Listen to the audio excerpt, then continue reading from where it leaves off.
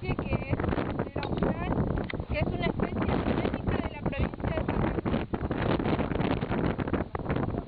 Patagonia se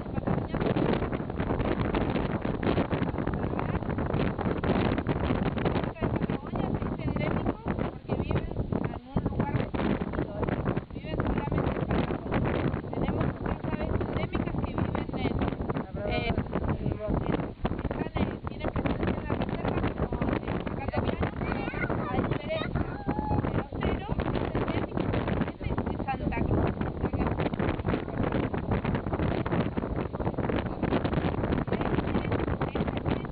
En invierno se pueden encontrar de miles y miles en todo lo que es la parte costera. Del lado del río Gallego pueden encontrar bandadas muy grandes. Ahora están en pareja porque se encuentran en el periodo de reproducción. Está un poco más de la mano, parece que es la más representativa.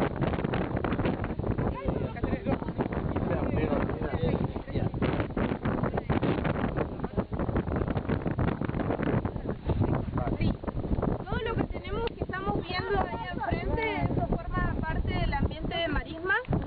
El ambiente de marisma, la planta que predomina es la Sarcocornia, que es esta, que tiene su nombre, viene de origen griego y significa cuerno salado. Y es una planta que tolera la salinidad y también tolera las inundaciones. Hay veces que sube mucho la marea y tapa todo ese planta. Ustedes vinieron, la marisma es la parte